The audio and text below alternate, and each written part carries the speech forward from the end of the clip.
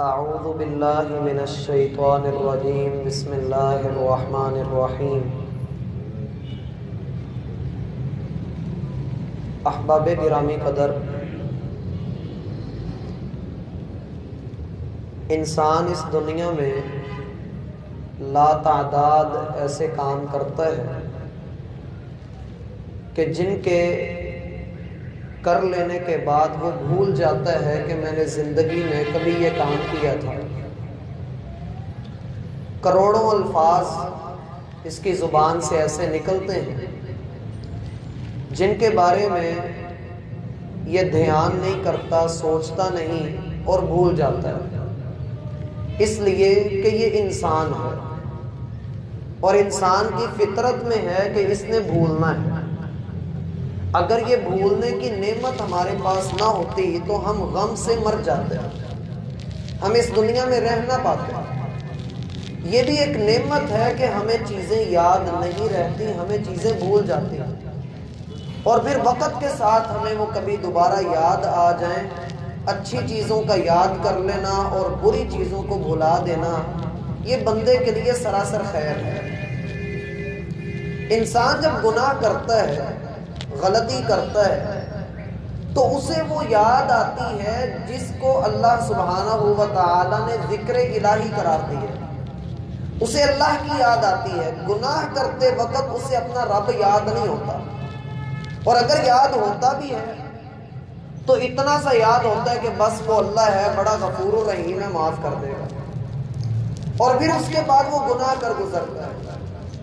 گناہ کر لینے کے بعد دل کے اوپر جو پردہ آتا ہے، دل کے اوپر جو سیاہ ٹھپا لگتا ہے، اس بنا پر نہ اس کا کھانے کو دل کرتا ہے، نہ پینے کو دل کرتا ہے، نہ سونے کو دل کرتا ہے، نہ کسی سے ملنے کو دل کرتا ہے، پریشان رہتا ہے۔ کیفیت اس کی سمجھ سے بالا تر ہے۔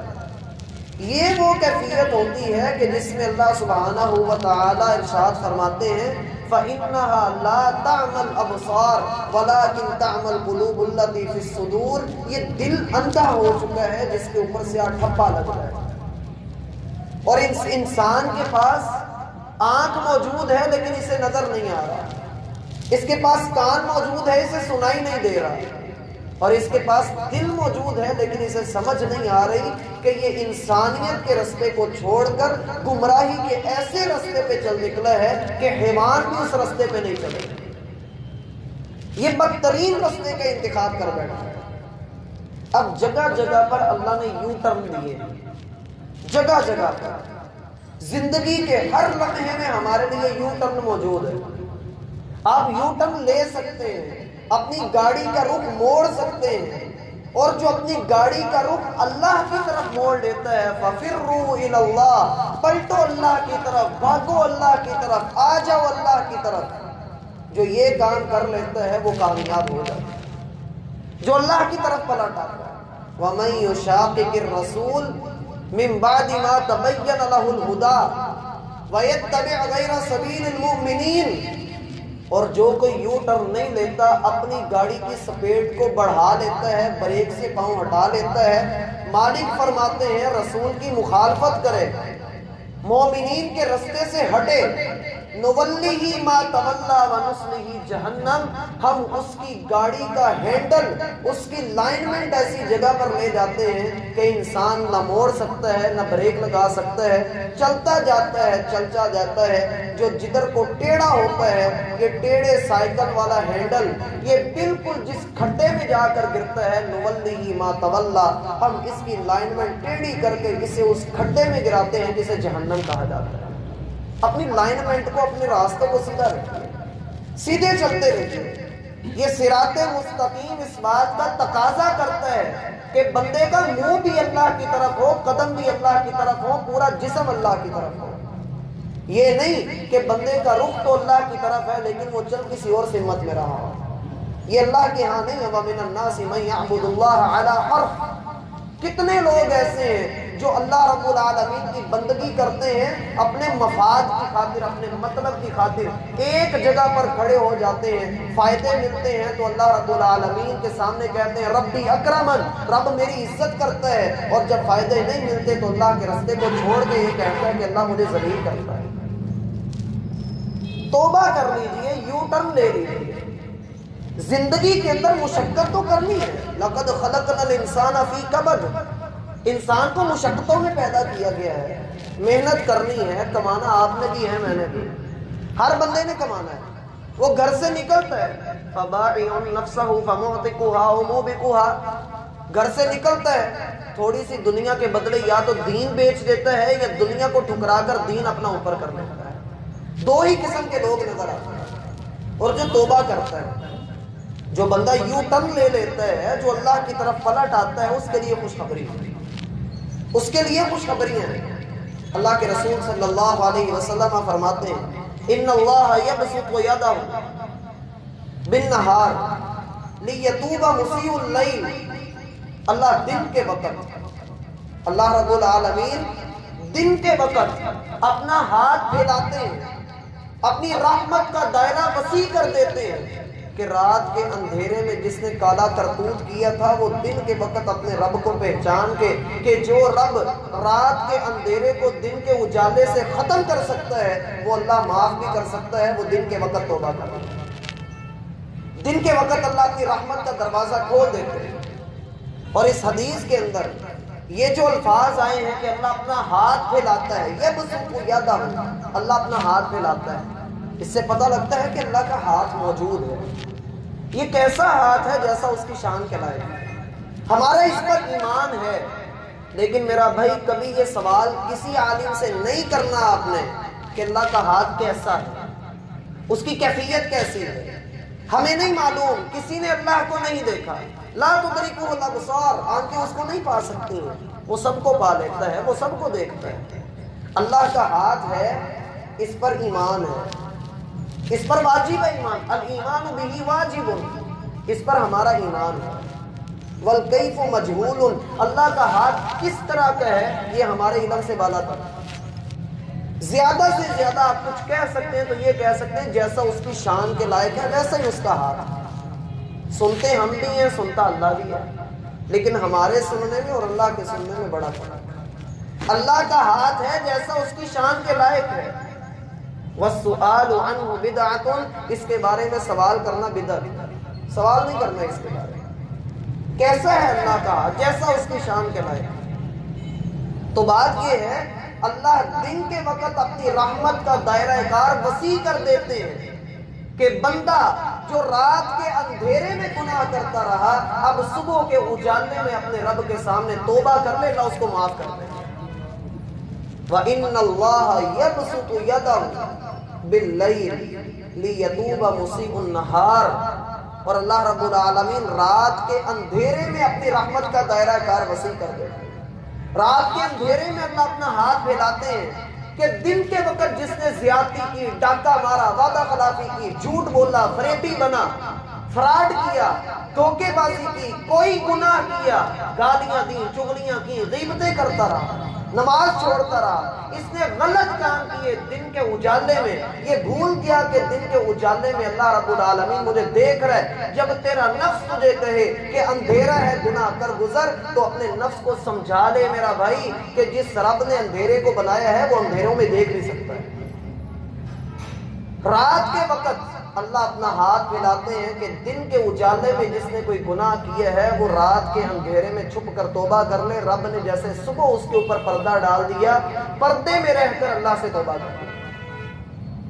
اور اللہ کے رسول صلی اللہ علیہ وسلم فرماتے ہیں بندے کی توبہ اللہ تب تک قبول کرتے ہیں، بندے کی توبہ اس وقت تک قبول ہو جاتی ہے جب تک بندے کی جان یہاں پہ نہ آ جائے۔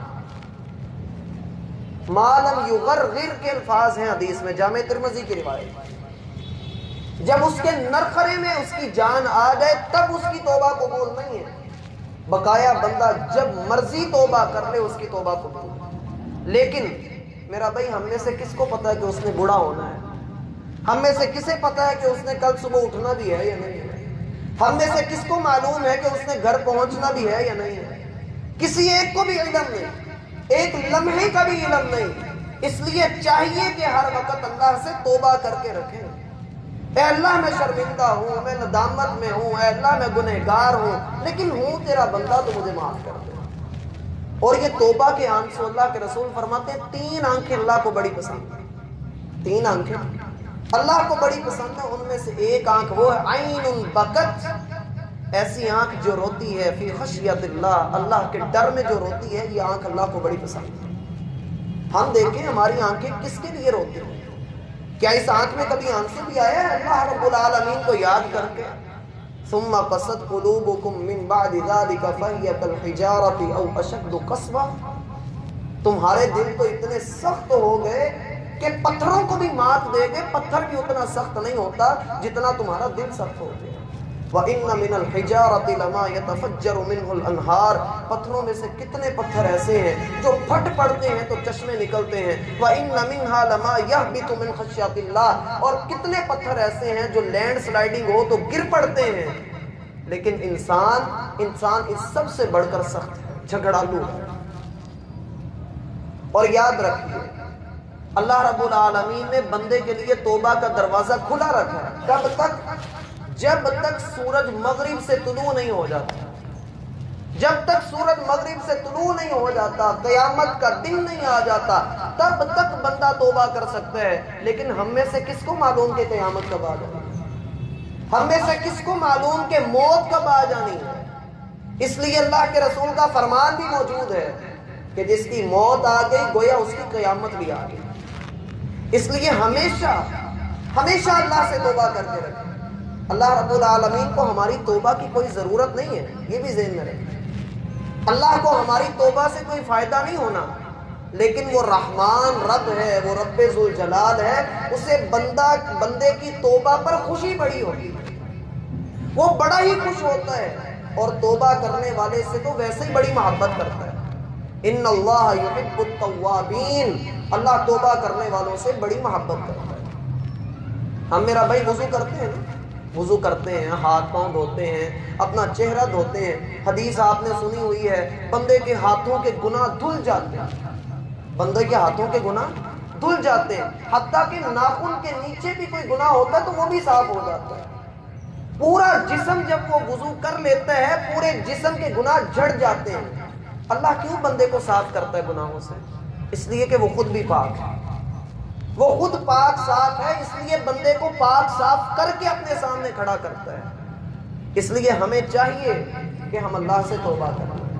توبہ کرنے والا بندہ اللہ کا بڑا ہی پسندیدہ بندہ ہے. اس لیے اللہ سبحانہ و تعالیٰ سے دعا کیا کرے کہ اللہ ہماری توبہ کو قبول بھی فرما دے. توبہ کا معنی یہ ہے گناہ ہو گیا اب پلٹ کر اللہ کی طرف آ جائے. اور یہ کوئی بڑی بات نہیں ہوتی کہ گناہ کر لیا. گناہ کر لینا کوئی بڑی بات نہیں ہے، گناہ پر اڑ جانا بہت بڑی بات ہے. اور گناہ سے توبہ کر لینا یہ اس سے بھی بڑی بات ہے کہ انسان اپنے گناہ کا اعتراف کر لے، اللہ سبحانہ و تعالیٰ کو منا لے. وہ مان جاتا ہے، صرف یہ ہے کہ ہمارا اعتراف چاہیے. آخری بات ذہن میں رکھیں، اللہ کی ایک صفت ہے متکبر.